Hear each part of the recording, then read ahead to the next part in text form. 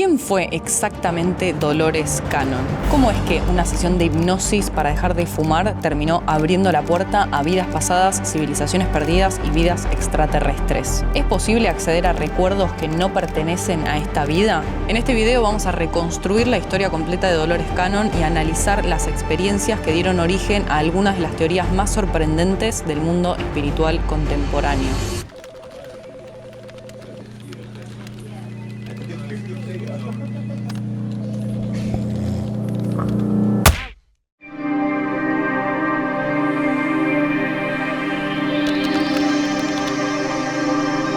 Bienvenidos a todos a este nuevo video. Yo soy Juana, esto es Cachetada, un canal donde buscamos expandir la conciencia, entendiendo mejor de qué se trata esta realidad en la que vivimos. Hacemos contenidos todas las semanas alineados a esta búsqueda, así que si esto es algo que te interesa, te invito a suscribirte al canal para no perderte de nada de lo que vamos a ir subiendo. Hoy vamos a estar hablando de la vida y obra de Dolores Cannon.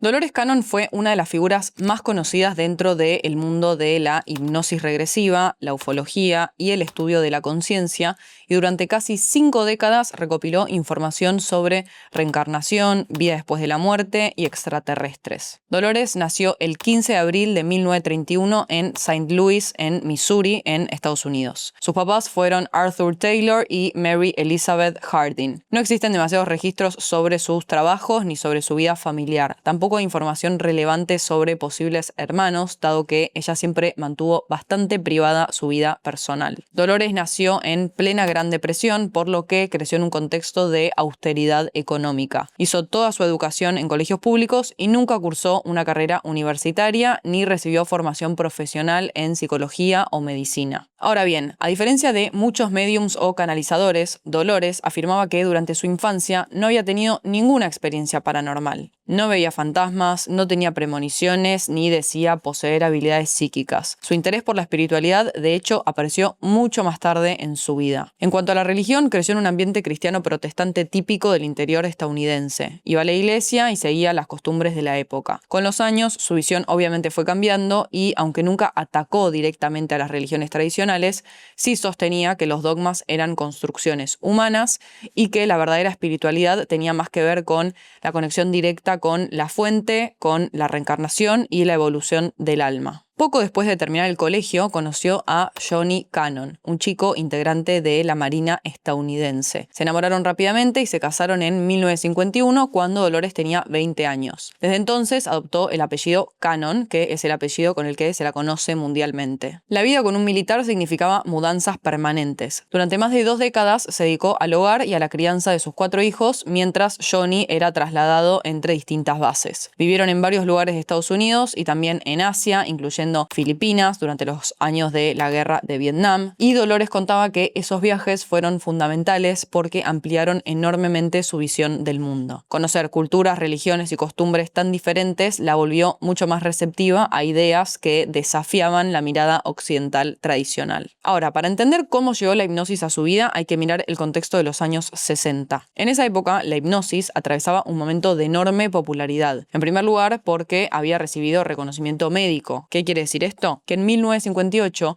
la Asociación Médica Americana la aceptó formalmente como herramienta terapéutica, ayudando a que dejara de ser vista únicamente como un espectáculo de entretenimiento. A partir de ahí fue que empezó a utilizarse en ámbitos médicos y odontológicos, incluso como apoyo para el manejo del dolor. Por otro lado, era una época donde existía un enorme interés por el desarrollo personal y el potencial humano. Mientras algunos exploraban la conciencia a través de los psicodélicos, otros buscaban hacerlo mediante técnicas mentales más estructuradas. Se popularizó la idea de que la mente podía ser reprogramada y que hábitos como el tabaquismo, la timidez o ciertos miedos podían modificarse mediante sugestión e hipnosis. Además, fue en este momento de la historia que aparecieron figuras como Dave Elman, que acercaron la hipnosis al público general mediante cursos prácticos y accesibles, mientras otros referentes mantenían un enfoque más académico, Hellman proponía métodos rápidos y simples para inducir estados profundos de trance. Sus enseñanzas permitieron que personas comunes aprendieran técnicas de hipnosis sin necesidad de años de formación especializada. Así que, en síntesis, cuando Johnny Cannon empezó a interesarse por la hipnosis, lo hizo en un contexto donde la práctica representaba prestigio, popularidad y una creciente aceptación social. Como todo entusiasta que descubre una nueva pasión, Johnny necesitaba practicar. Así que empezó a llevar la hipnosis a reuniones sociales y encuentros entre familias militares. En esos primeros años, las demostraciones eran simples y recreativas. Conseguía que alguien no pudiera despegar una mano de la mesa, que se olvidara momentáneamente un nombre o que mantuviera un brazo rígido durante algunos minutos. Hasta acá era simplemente una forma divertida de pasar el rato. Pero, poco a poco, la situación fue cambiando. El ambiente militar era exigente y estresante y empezaron a aparecer personas que buscaban ayuda real. Algunos querían dejar de fumar, otros dormir mejor o controlar la ansiedad. La cuestión es que Johnny y Dolores empezaron a abrir las puertas de su casa para hacer sesiones gratuitas. En esa instancia, la hipnosis era una simple pero profunda programación. Lo que había empezado como un entrenamiento empezaba a convertirse en lo que iba a cambiar para siempre la vida de ambos. Acá es donde aparece el primer conflicto de la cuestión, que es que Johnny veía que las personas mejoraban después de las sesiones, pero los resultados duraban muy poco. Él inducía a las personas al trance y les decía cosas como el cigarrillo a partir de ahora te va a dar asco o ya no vas a tener ganas de comer caramelos, y durante un tiempo sí surtía efecto, pero eventualmente el hábito reaparecía. Johnny y Dolores llegaron a la conclusión de que las sugerencias hechas mediante una hipnosis superficial no sostenían sus efectos en el tiempo. Así es que empezaron a preguntarse cómo podían lograr cambios más permanentes. Revisando manuales, Johnny descubrió que para modificar un hábito de verdad no alcanzaba con hablarle a la mente consciente. Había que llegar mucho más profundo al subconsciente. Y para eso necesitaba llevar a las personas a un estado sonámbulo, un trance tan profundo que la mente consciente prácticamente desapareciera. Lo interesante es que Johnny no estaba buscando descubrir misterios espirituales ni vidas pasadas. Lo único que quería era que alguien dejara de fumar durante meses en vez de durante días. Cuando empezaron a trabajar con esos trances profundos, entraron en un territorio completamente nuevo. Lo primero que los sorprendió fue la amnesia total. Al despertar, muchos pacientes preguntaban cuándo iba a empezar la sesión, sin acordarse que estaban hace una hora hablando. Para Johnny y para Dolores, eso era una prueba de que estaban accediendo a una capa mucho más profunda de la mente. También observaron cambios físicos llamativos. Los cuerpos se relajaban de una manera extrema, la respiración se volvía lenta y pesada, y los ojos se movían rápidamente abajo de los párpados, incluso hasta la voz cambiaba por completo. Las personas hablaban de una forma pausada, casi mecánica, como si fueran otros. Pero lo más importante era que las sugerencias empezaban a funcionar de verdad porque notaban que ahora sí las órdenes dadas en hipnosis quedaban grabadas mucho más profundamente. Fue justamente durante estas sesiones que Dolores empezó a desarrollar una curiosidad enorme. Como veía que los pacientes respondían preguntas complejas sin dificultad, comenzó a proponer experimentos. Le sugería a Johnny que les preguntara detalles olvidados de la infancia, recuerdos específicos o situaciones aparentemente imposibles de recuperar. Para sorpresa de ambos, las respuestas llegaban con una precisión extraordinaria. Las personas describían olores, sensaciones, habitaciones y escenas completas que parecían archivadas en algún rincón inaccesible de la memoria. Esto me parece fascinante porque muestra que todo lo que atravesamos o experimentamos, incluso aunque no nos acordemos, queda igual registrado en alguna parte nuestra. Pero bueno, sigamos. La cuestión es que, conscientes de que estaban observando algo inusual, empezaron a grabar todas las sesiones y Dolores empezaba entonces a transcribir palabra por palabra todo lo que pasaba. Durante algunos meses sintieron que tenían el proceso completamente bajo control. Habían perfeccionado la técnica, registraban cada detalle y tenían resultados bastante consistentes. En 1968 todo cambia cuando les llega una chica que se llamaba Anita y que era la esposa de un oficial de la Marina, que tenía una ansiedad muy severa, un sobrepeso grave y problemas de presión arterial asociados a la alimentación compulsiva. Johnny ya había probado con ella sugerencias directas para modificar el hábito, pero no habían funcionado. Por ende, decidió probar una técnica distinta, la regresión. La idea era simple, llevarla hacia atrás en su vida actual para encontrar el origen emocional de su ansiedad. ansiedad. Empezó guiándola por distintas edades. Primero la adolescencia, después la infancia. Todo parecía normal. Pero en un momento dado, en vez de seguir retrocediendo año por año, le dio, sin querer, una instrucción abierta al subconsciente. Le pidió que fuera al momento exacto donde se había originado la causa de su miedo y su ansiedad. Johnny esperaba encontrar algún recuerdo de la infancia de Anita, pero el subconsciente interpretó la orden de otra manera. De repente, Anita empezó a describir escenas que no pertenecían a su vida actual. Hablaba de autos antiguos, de ropa de otra época y de calles que parecían sacadas de los años 20. Johnny buscaba una nena en Missouri y se encontró con una mujer adulta en Chicago en la época de Al Capone. El impacto fue enorme. Durante algunos minutos pensaron que algo había salido terriblemente mal. Anita continuó relatando la experiencia con un nivel de detalle increíble. Describía sonidos, olores, situaciones y emociones como si estuviera viviendo todo en tiempo real. Habló de una vida vinculada al ambiente mafioso de Chicago y de una muerte traumática que, según relataba, había dejado una huella emocional que seguía afectándola al día de hoy. Cuando terminó la sesión, Johnny la despertó utilizando el procedimiento habitual.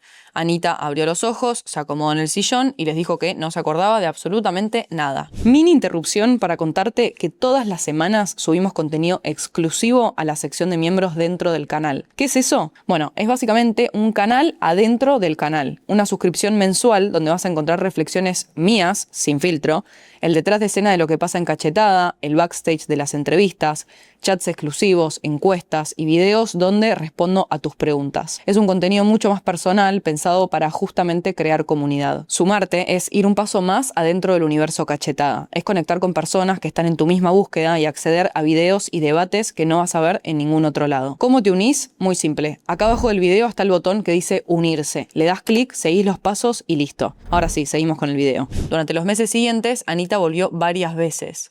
Johnny y Dolores empezaron a documentar cada sesión de manera obsesiva. Lo que descubrieron fue todavía más sorprendente. No apareció una sola vida pasada, aparecieron varias. Distintas épocas, distintos países y distintas identidades. Mientras Dolores transcribía las grabaciones, empezó a verificar datos históricos en bibliotecas. Según contaría después, muchos detalles coincidían con información que Anita no tenía manera aparente de conocer. Pero, más allá de la interpretación que cada uno quiera darle, hubo algo que era contundente, y es que a medida que Anita revivía esas experiencias y procesaba las emociones asociadas, sus síntomas desaparecían. Su ansiedad disminuyó, la alimentación compulsiva cedió, bajó de peso y su presión arterial volvió a sus valores normales. O sea, funcionaba. No entendían bien cómo ni por qué, pero funcionaba. Y justo cuando sentían que estaban frente a un descubrimiento que podía cambiar el rumbo de sus investigaciones, llegó un golpe inesperado. En 1969, Johnny sufrió un accidente de auto gravísimo durante una misión con el ejército. Aunque sobrevivió,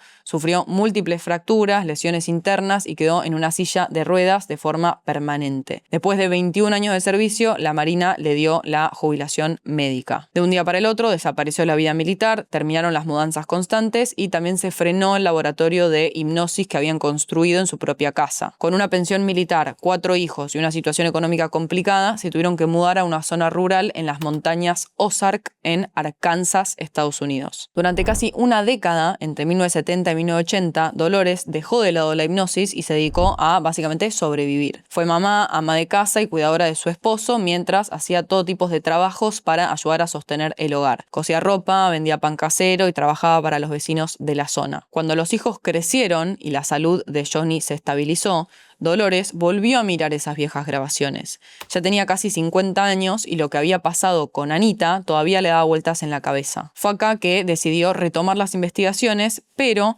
esta vez estaba sola, dado que después del accidente su marido no estaba muy bien físicamente ni tampoco tenía ganas de retomar la hipnosis, que para él era más bien un hobby. Ahí apareció el primer problema. Dolores nunca había sido la hipnotizadora. Durante los años 60 era Johnny quien guiaba las sesiones mientras ella observaba y tomaba notas. Ahora tenía que aprender a hacerlo por sí misma. Estudió los manuales, practicó durante meses y fue ganando confianza. También le ayudó el contexto cultural. A finales de los años 70 ya existía interés por temas como la reencarnación, la espiritualidad y el movimiento New Age, por lo que resultó más fácil encontrar voluntarios dispuestos a participar. Al principio, Dolores utilizó los mismos métodos tradicionales que había aprendido de su marido, pero rápidamente se frustró porque los procesos eran lentos, los trances muchas veces quedaban a mitad camino y los pacientes mezclaban recuerdos con fantasías o salían del estado profundo demasiado rápido. Dolores quería volver a lograr lo que había visto con Anita, ese estado sonámbulo donde la mente consciente desaparece y la información parece fluir sin interferencias. Así fue que empezó a experimentar, probó variantes, modificó técnicas y trabajó con cientos de personas. Así es que nació lo que más tarde iba a llamar la Quantum Healing Hypnosis Technique, que en español sería algo así como técnica de hipnosis de sanación cuántica. Pero el verdadero cambio llegó cuando empezó a encontrarse con algo que no encajaba dentro del marco tradicional de la hipnosis. Según relataba Dolores, después de cierto tiempo en trance profundo aparecía una voz distinta. No parecía ser la personalidad habitual de la persona ni tampoco la identidad de una vida pasada. Era una fuente de información amorosa, sabia y extraordinariamente amplia. Ella la llamó subconsciente. Y acá voy a hacer un paréntesis porque lo que ella llamó subconsciente es lo mismo que para mí Jacobo Grinberg denominó como la latice o lo que los Vedas llamaban akasha o incluso lo que hoy en día conocemos como campo cuántico. Entiendo que con distintos nombres todos al final se refieren a lo mismo. Pero sigamos. La cuestión es que con el método ya consolidado, las sesiones empezaron a dividirse en dos etapas. Primero realizaban su regresión a vidas pasadas. Y después, una vez terminada esa experiencia, Dolores establecía un diálogo con el subconsciente para hacer preguntas sobre la vida actual del paciente, sus problemas, sus síntomas físicos o el sentido de determinadas experiencias. Y fue ahí donde su método se empezó a expandir. Personas comunes de Arkansas empezaron a describir vidas en épocas completamente diferentes. Algunos relataban experiencias como soldados romanos, campesinos franceses, monjes medievales o integrantes de pueblos originarios. Con el tiempo, Dolores acumuló cientos de grabaciones. Pero hubo algo que llamó especialmente su atención. Personas que no se conocían entre sí, que provenían de contextos completamente distintos y que jamás habían viajado afuera de su región, describían procesos similares relacionados con la muerte, el más allá y la evolución del alma. También aparecieron relatos de sanaciones espontáneas. Según Dolores, en algunas sesiones, el subconsciente explicaba el origen emocional de ciertos síntomas físicos y en determinados casos esos síntomas desaparecían después del proceso. Esto terminó reforzando su convicción de que estaba accediendo a algo mucho más profundo de lo que imaginaba. Paréntesis, esto mismo o muy similar hacía también Edgar Cayce, de quien tengo un video completo en el canal por si les interesa. Sigamos. La cuestión es que a medida que los resultados se difundían, personas de distintos lugares de Estados Unidos y del mundo empezaron a viajar a Arkansas para atenderse con ella. Lo interesante es que nunca adoptó el rol de gurú, nunca se presentó como una iluminada ni como una canalizadora especial. Ella se veía a sí misma como una investigadora. Decía que su trabajo consistía simplemente en hacer preguntas, grabar respuestas y documentar lo que aparecía durante las sesiones. Esa postura marcó toda su carrera. Mientras otros construían sistemas de creencias, ella insistía en que estaba simplemente recopilando información. Con el paso de los años acumuló miles de horas de grabaciones y a mediados de los años 80 ocurrió otro giro inesperado. Los pacientes ya no hablaban solamente de vidas pasadas en la Tierra. Empezaron a aparecer relatos sobre vidas extraterrestres, sobre abducciones y sobre recuerdos vinculados a otros mundos. Es importante decir también que en esa época predominaban las historias que presentaban a los extraterrestres como seres hostiles. Dolores, en cambio, decidió investigar el tema con la misma actitud de siempre. Escuchó y registró decenas de casos y encontró una narrativa completamente diferente. Según la información que recopilaba en sus sesiones, la Tierra funcionaba como una especie de laboratorio o jardín en desarrollo. Los extraterrestres no aparecían como invasores, sino como guardianes o sembradores que habrían participado en la evolución de la humanidad. También surgió la idea de que estos seres observaban nuestro desarrollo tecnológico y buscaban evitar procesos de autodestrucción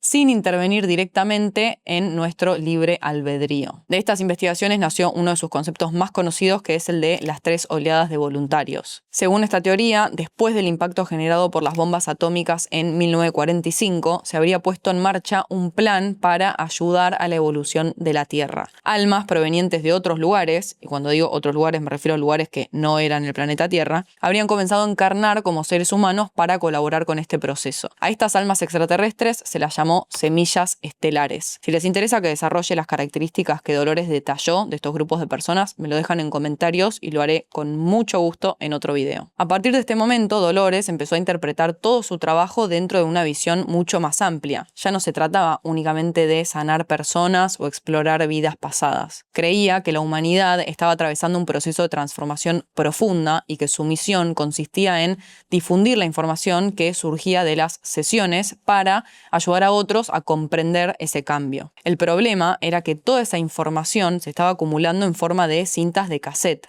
Había cajas enteras llenas de grabaciones y transcripciones. Dolores entendió que las sesiones individuales ya no alcanzaban. Si quería compartir lo que estaba descubriendo, tenía que empezar a escribir. Así es que empezó una nueva etapa. Dolores ordenó las transcripciones de sus sesiones y empezó a enviar manuscritos a distintas editoriales, pero durante años recibió rechazos dado que la industria veía con desconfianza a una mujer sin formación académica que hablaba de reencarnación, de hipnosis y de extraterrestres. Lejos de desanimarse, siguió insistiendo hasta que a fines de los 80 logró publicar Conversations with Nostradamus y poco después Keepers of the Garden, libros que tuvieron una gran repercusión. Sin embargo, cansada de las limitaciones, los bajos ingresos y los intentos de censurar parte de su material, en 1992 fundó junto a Johnny su propia editorial, Ozark Mountain Publishing. Lo que empezó como un emprendimiento familiar desde su casa de Arkansas terminó convirtiéndose en una editorial reconocida internacionalmente que no solo publicó sus 19 libros, sino que también abrió espacio a investigadores y autores que, como ella, encontraban las puertas cerradas en los circuitos tradicionales. Con la editorial funcionando cada vez mejor y sus libros llegando a distintos países, la vida de Dolores volvió a cambiar por completo. Pasó de transcribir cassettes en la tranquilidad de su casa a recorrer el mundo dando conferencias y enseñando su método. A mediados de los años 90, Dolores alcanzó notoriedad internacional gracias a sus libros. Su forma sencilla y directa de hablar sobre reencarnación, extraterrestres y conciencia atrajo a miles de personas, generando listas de espera de varios años para poder atenderse con ella. En 2002 fundó la Academia Quantum Healing Hypnosis Technique para enseñar su método a alumnos de todo el mundo. Durante los siguientes 12 años recorrió los 5 continentes dando cursos y conferencias, formando una comunidad internacional de practicantes. Además, en 2006 creó el Ozark Mountain Transformation Conference, que es un encuentro anual en Arkansas que reunió a